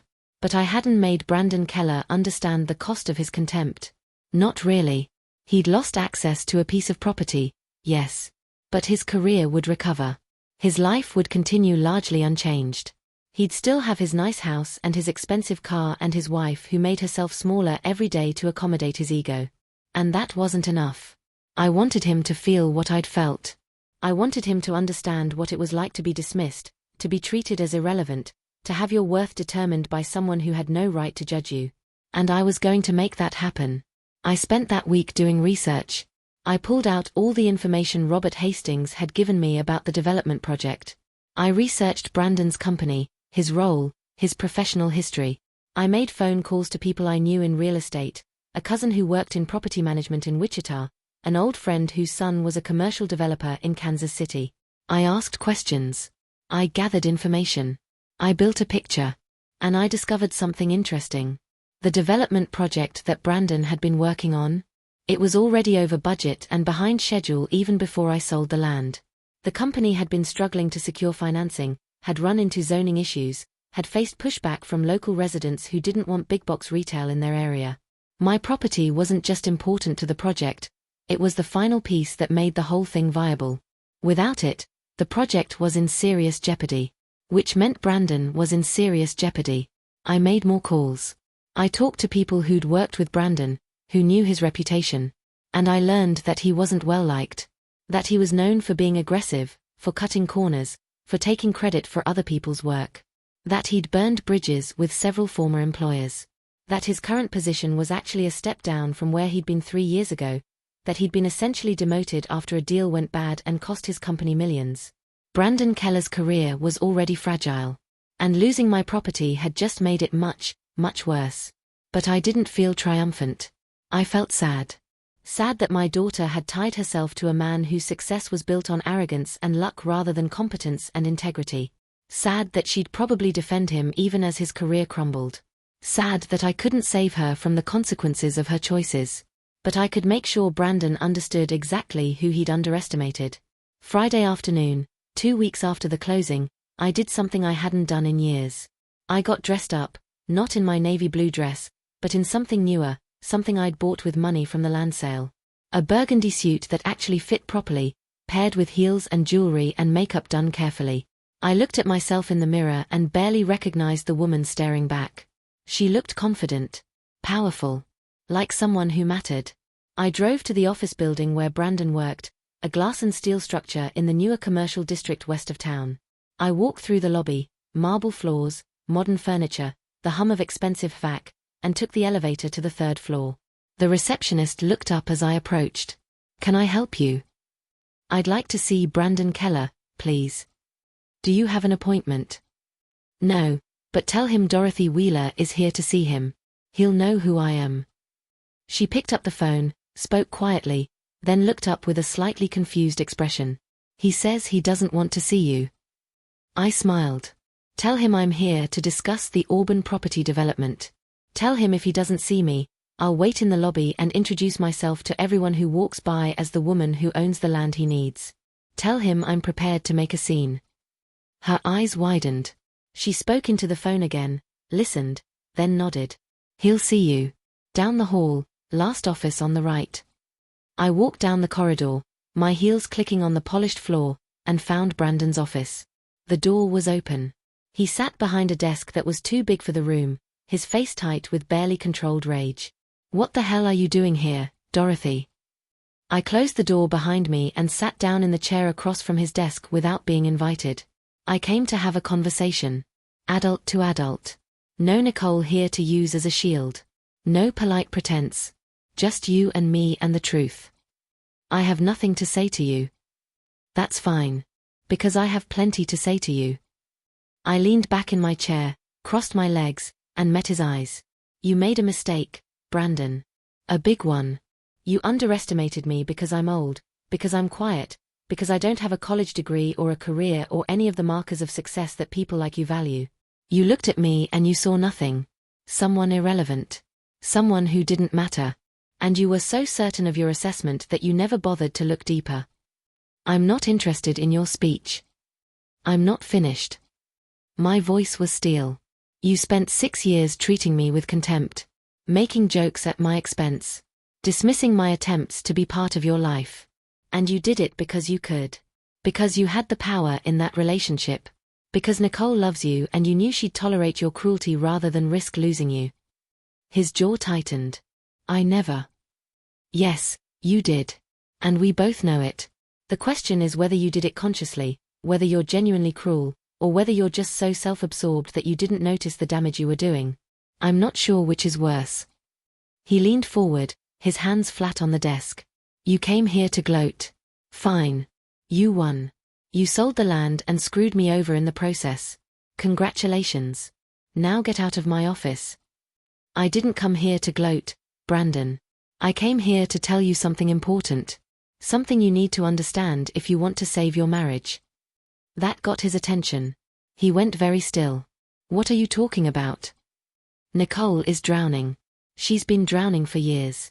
And you've been so busy building your career, protecting your ego, making sure everyone knows how successful you are, that you haven't noticed your wife is disappearing right in front of you.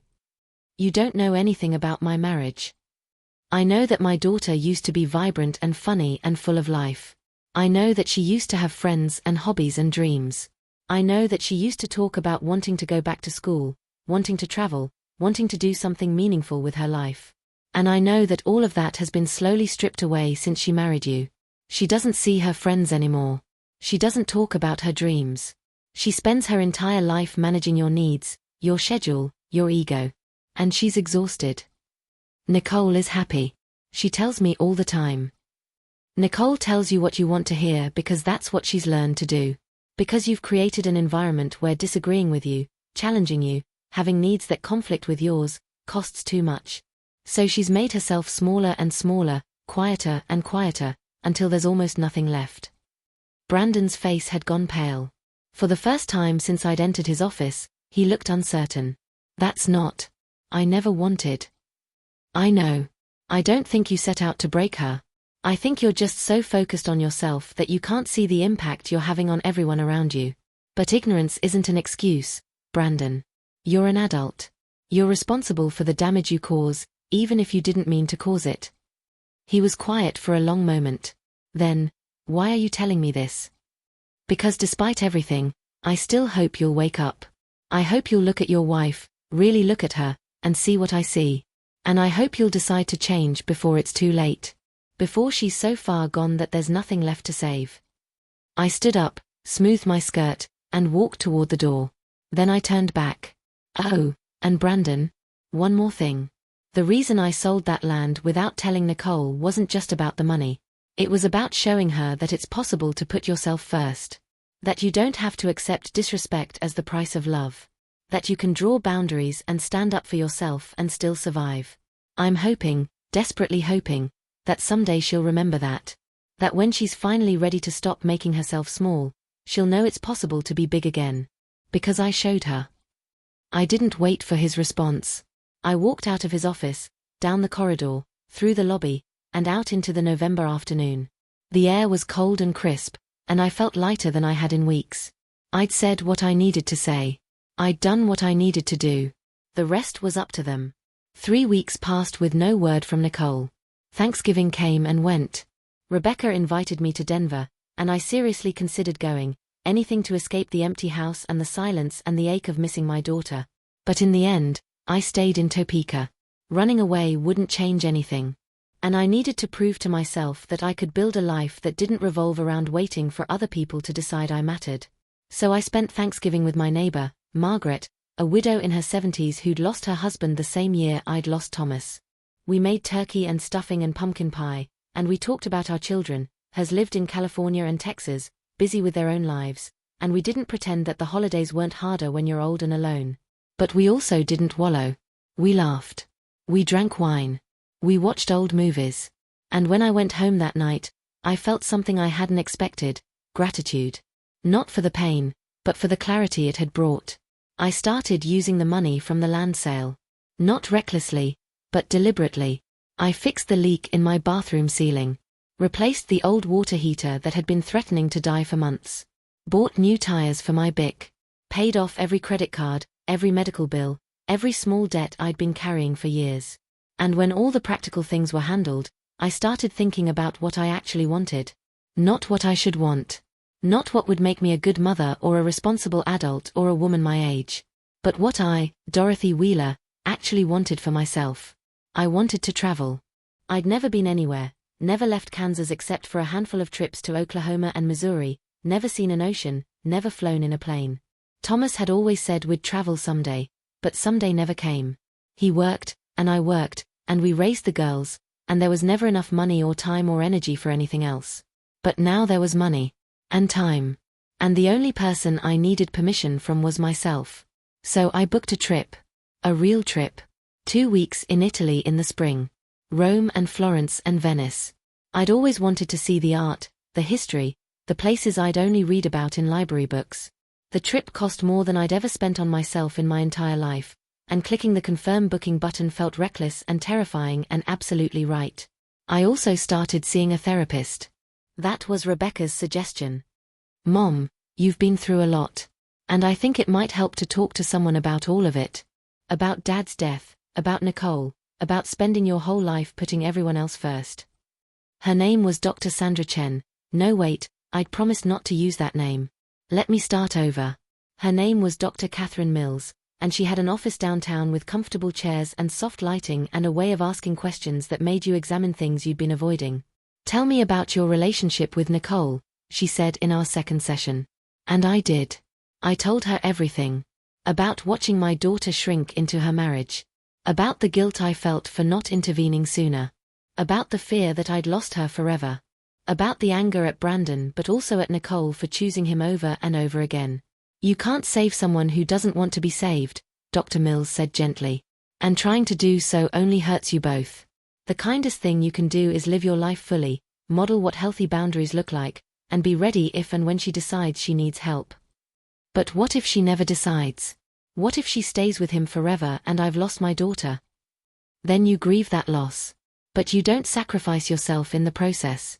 You don't make yourself smaller hoping it'll make her bigger. That doesn't work. It never works. The words hit me hard because they were true. I'd spent so much of my life making myself smaller.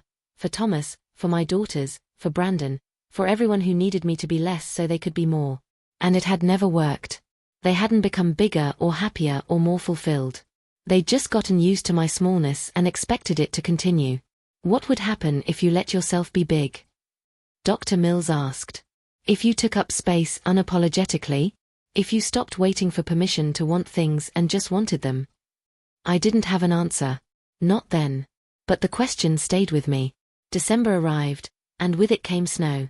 Real snow, the kind that buried the city and made everything quiet and clean. I decorated my house for Christmas, something I hadn't bothered with in years, not since the girls had moved away.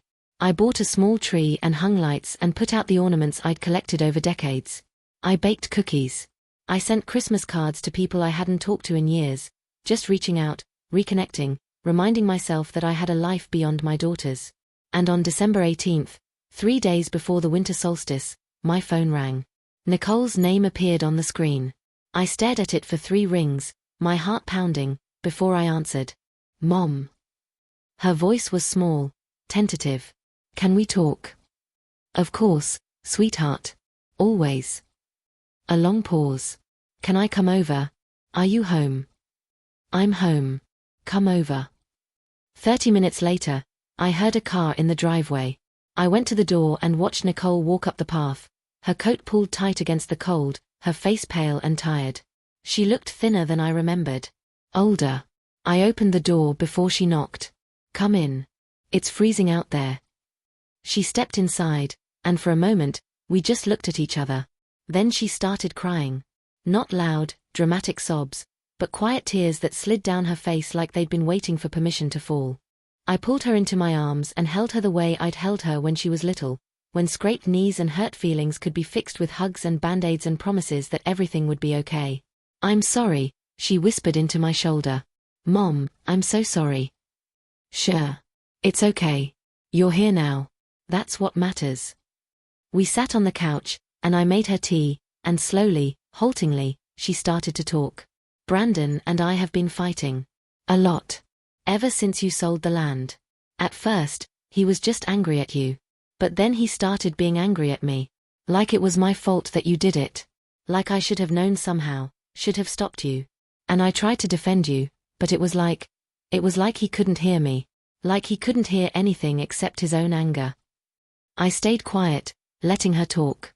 And then last week, something happened.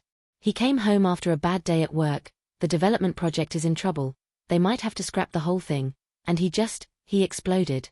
Started yelling at me about dinner, about the house not being clean enough, about how I never support him, how I'm useless, how he does everything and I contribute nothing. And I broke.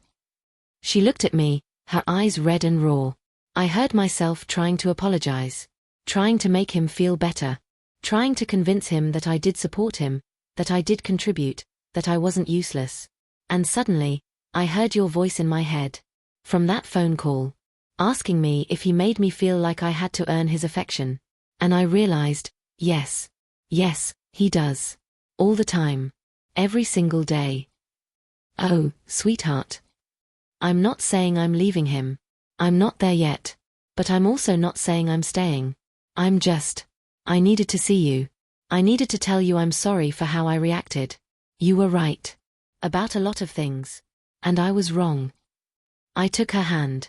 You don't need to apologize to me, Nicole. You were protecting yourself the only way you knew how. But I am glad you're starting to see what I've been seeing. And whatever you decide to do about your marriage, I'm here. I will always be here. We talked for hours. About her marriage, about her fears, about what she wanted her life to look like. And slowly, I watched something shift in her. Not a complete transformation, that would take time, but a small opening. A willingness to consider that maybe the life she'd been living wasn't the only option. You look different, she said at one point, studying my face. Happy. You look happy. I am happy. For the first time in a long time, I'm choosing myself. And it turns out, that feels pretty good. What have you been doing? So I told her. About the Italy trip. About therapy. About fixing up the house and reconnecting with old friends and building a life that was mine. And as I talked, I watched her face, and I saw something there. Not jealousy. But maybe, hunger. Like she was starving for permission to want things too. When she left that evening, she hugged me tight. I love you, Mom. And I'm proud of you. I know I didn't say that before, but I am. You stood up for yourself, and that took courage. After she drove away, I sat in my living room surrounded by Christmas lights and felt something settle in my chest. Peace. Not the peace of resolution. Nicole's story was far from over, and I had no idea how things would play out with Brandon. But the peace of knowing I'd done what I could. I'd shown her another way. The rest was up to her. The holidays came and went. Nicole invited me to Christmas dinner, and I went, and it was awkward but not hostile. Brandon was subdued, almost meek, like he'd finally realized he'd pushed too hard and might actually lose something he cared about. He didn't apologize to me, I didn't expect him to, but he also didn't mock me or dismiss me. It was a strange, tense détente, but it was better than what we'd had before. And on New Year's Eve, as I sat alone in my house watching the clock tick toward midnight, I made a resolution. Not to lose weight or save money or be a better person. But to continue choosing myself. To continue taking up space. To continue living loudly and unapologetically, even when it made other people uncomfortable. Because I was 63 years old, and I'd spent enough of my life being small. It was time to be big. Spring came early to Kansas that year. By mid-March, the trees were budding and the daffodils were pushing through the cold ground, and I was packing my suitcase for Italy. Rebecca flew in from Denver to drive me to the airport in Kansas City. I still can't believe you're doing this, Mom, she said as we loaded my luggage into her car. My quiet, careful mother is going to Europe alone for 2 weeks. Believe it, I said, grinning. And I'm not scared at all. That was a lie. I was terrified. I'd never flown before, never left the country, never navigated a foreign city where I didn't speak the language. But the fear felt different now. Exciting rather than paralyzing. Like standing at the edge of a cliff and choosing to jump because the view was worth the risk. The flight was long and uncomfortable, and I barely slept. But when the plane landed in Rome and I stepped out into the Italian sunshine, I felt something shift inside me. I was here. I'd actually done it. Dorothy Wheeler from Topeka, Kansas, was standing in Rome. I won't bore you with every detail of the trip, though honestly, I could talk for hours about the Colosseum and the Sistine Chapel and the way the light hit the canals in Venice. But what mattered wasn't the sights. It was the feeling. The feeling of being untethered from everything familiar. Of being anonymous in a city where nobody knew me as someone's mother or someone's widow or someone's burden. Of being just Dorothy, a woman traveling alone, eating pasta and gelato, getting lost in winding streets and finding her way back, talking to strangers in broken Italian and laughing at her own mistakes. I felt alive. Fully, vibrantly alive in a way I hadn't felt in decades. And one night in Florence, sitting alone at a small restaurant near the Duomo, eating the best meal I'd ever had in my life, I started crying. Not sad tears. Happy tears. Grateful tears. Because I'd almost missed this. I'd almost lived my whole life small and careful and invisible, and I'd almost died without ever knowing what it felt like to be big. I came home 2 weeks later sunburned and exhausted and completely changed. Not in some dramatic, external way, but internally. I knew, with absolute certainty, that I would never again apologize for taking up space. Never again shrink myself to make someone else more comfortable. Never again wait for permission to want things. I'd tasted freedom. And I wasn't giving it back. Nicole had been texting me throughout the trip. Short messages asking how I was, what I'd seen, if I was safe. Nothing deep. But the fact that she was reaching out at all felt significant. When I got home, I invited her over for dinner, and she came alone.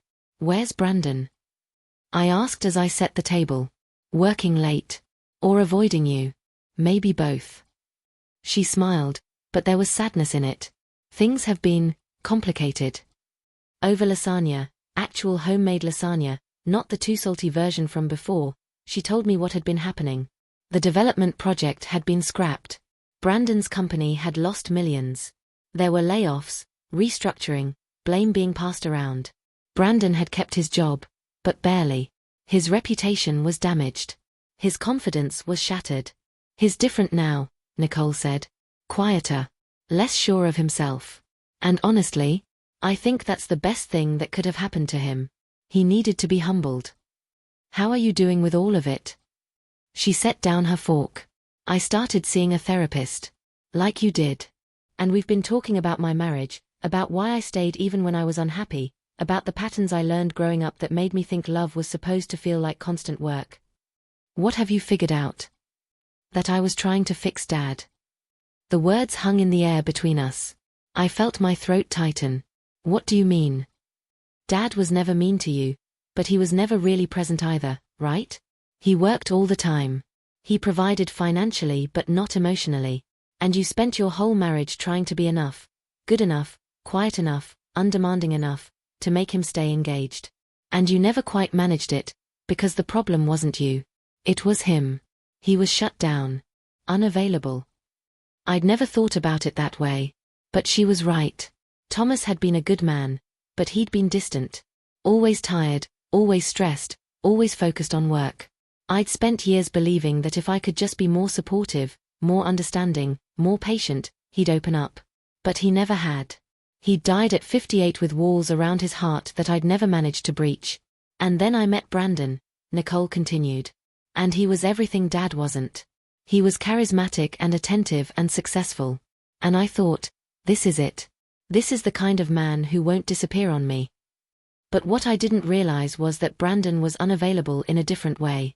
He was so focused on himself, so absorbed in his own ambition, that there was no room for me. And instead of recognizing that and leaving, I did what I'd watched you do my whole life. I tried to be enough. I made myself smaller and quieter and more convenient, thinking that if I could just be perfect, he'd see me. Tears were streaming down her face now.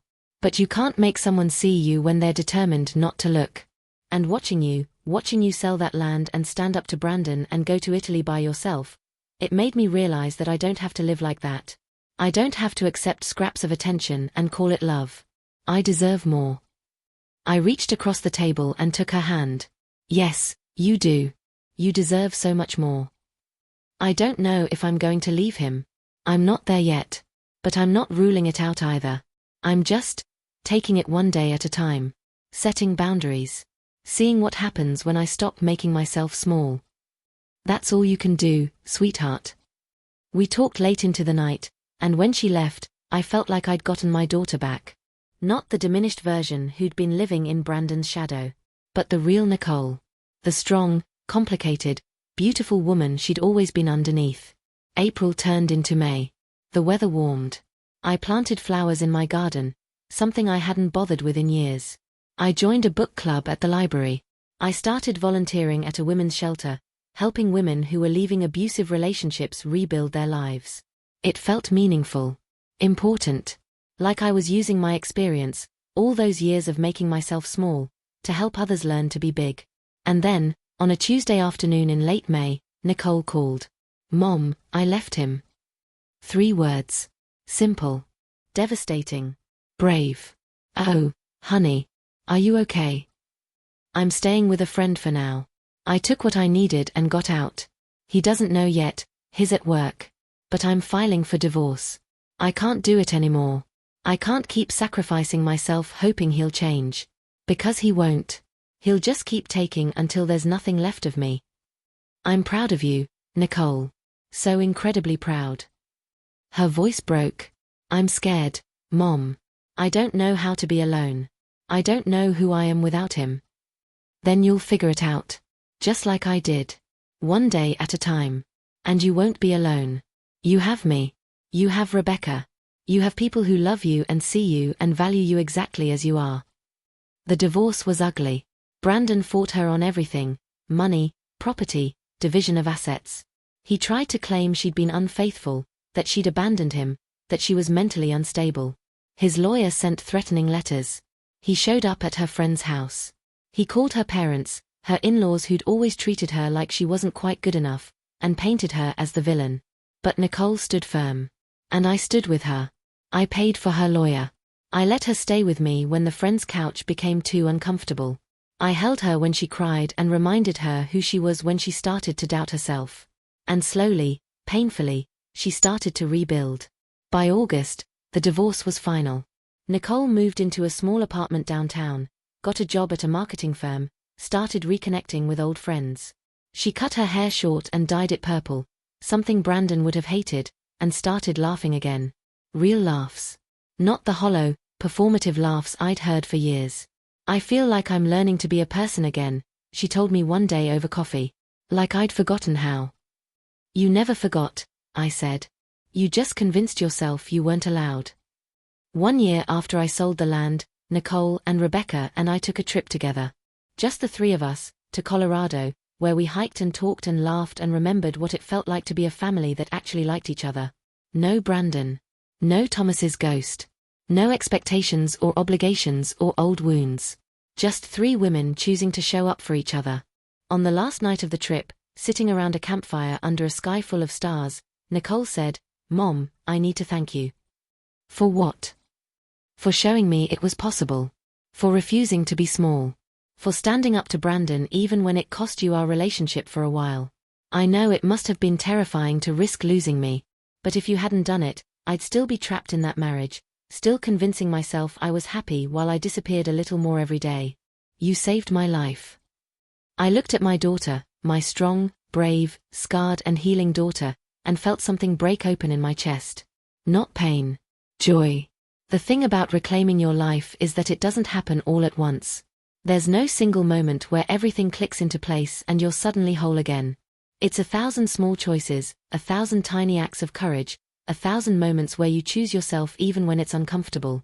2 years after I sold the land, I was sitting in my kitchen. My yellow kitchen that I'd finally repainted a soft sage green, drinking coffee and reading the newspaper when my phone rang. Unknown number. I almost didn't answer, but something made me pick up. Mrs. Wheeler? This is Robert Hastings from Heartland Development. I sat up straighter. Mr. Hastings. It's been a while. It has. I wanted to call and give you an update on the project. We redesigned it after the challenges we faced. It's smaller than we originally planned, but we broke ground last month. We're calling it Wheeler Commons. You're naming it after me. We are. Your property was the catalyst for everything, both the original design and the redesign. It felt appropriate. I hope you don't mind. I didn't mind. I minded nothing at all. Thank you, Robert. That's very kind. There's one more thing. We'd like to invite you to the grand opening next spring. Ribbon cutting, press coverage, the whole thing. Would you be interested? Would I be interested in standing in front of a development named after me, proving to everyone, to Brandon especially, that I wasn't irrelevant? That I'd mattered all along? I'd be honored. After we hung up, I sat with the news for a long time. Wheeler Commons. My name on a building, on a place that would exist long after I was gone. A permanent reminder that Dorothy Wheeler had been here, had made choices, had mattered. I called Nicole first. She'd moved into a bigger apartment, was thriving at her job, had even started dating someone. a kind man named Marcus who worked at the same firm and looked at her like she hung the moon. When I told her about the development, she laughed with pure delight. "Mom, that's amazing. Can I come to the grand opening? I want to be there when you cut the ribbon." "Of course, sweetheart. I wouldn't want anyone else beside me." Then I called Rebecca, who immediately started planning to fly in from Denver with her family. "The kids need to see this, Mom. They need to see what their grandmother did. They need to know that women can be powerful at any age." The months leading up to the grand opening passed quickly. I turned 65, officially became a senior citizen, and discovered that the number didn't scare me the way I'd always thought it would. Age was just a fact, not a verdict. I was older, yes. But I was also wiser, stronger, more myself than I'd ever been. I continued traveling, shorter trips now, mostly within the US, but each one an adventure. I went to New York and stood in front of paintings I'd only seen in books. I went to New Orleans and ate bayonets and listened to jazz. I went to Seattle and saw the ocean for the first time, stood on the beach and cried because the world was so much bigger than I'd ever imagined. I continued therapy, continued volunteering at the women's shelter, continued building a life that was full and rich and entirely mine. And sometimes, not often, but sometimes, I thought about Brandon. Wondered what he was doing, how he was coping with the failure of his big project, whether he'd learned anything from losing. Nicole said he'd moved to a different company, taken a position in Wichita, started over. She said he'd sent her a message on what would have been their anniversary, apologizing for how he'd treated her. Not accepting responsibility, exactly, but acknowledging that he'd been wrong. It was something. Nicole hadn't responded. She was done with him, done with that chapter, focused on building something new. The grand opening of Wheeler Commons was scheduled for a Saturday in April, almost exactly 3 years after I'd sat in that closing meeting and signed away my land. I woke that morning with butterflies in my stomach, the good kind, the kind that comes with anticipation rather than dread. I put on a new dress, emerald green, elegant without being stuffy, and looked at myself in the mirror. The woman staring back was someone I barely recognized from 3 years ago. She stood taller, smiled wider, looked you in the eye instead of glancing away. Rebecca and her family arrived first, the kids running through my house with excited energy. Jonathan, Rebecca's husband, hugged me and said, "Congratulations, Dorothy. This is incredible." Nicole came next, looking beautiful in a yellow sundress, Marcus beside her, nervous about meeting the family but sweetly eager to make a good impression. We piled into cars and drove to the development site. Wheeler Commons was impressive. A mix of retail spaces, a small park, residential units designed to be affordable for young families and retirees. Not the massive development Brandon had originally planned, but something better, something thoughtful and community-focused, something that would actually serve the people who lived there. There was a small stage set up, a crowd gathered, local officials, business owners, residents from the surrounding area, reporters from the newspaper and local TV stations. And standing at the edge of the crowd, trying to be inconspicuous but failing, was Brandon. Nicole saw him at the same time I did. Her hand tightened on my arm. "Mom, do you want me to?" "It's fine," I said. "He has a right to be here." Robert Hastings greeted me warmly, introduced me to various people, and then walked me up to the stage. The mayor said a few words about economic development and community investment. Robert talked about the project, the challenges, the vision. And then he handed me the microphone. I looked out at the crowd, at Rebecca and her family, at Nicole and Marcus, at Margaret from next door who'd driven out to support me, at all these people who'd gathered on a Saturday morning to celebrate something I'd made possible. And I saw Brandon, standing in the back, his face unreadable. "My name is Dorothy Wheeler," I began, my voice steady and clear. 3 years ago, I made a decision that changed my life. I sold property that had been in my family for generations, property I'd kept secret for nearly 40 years.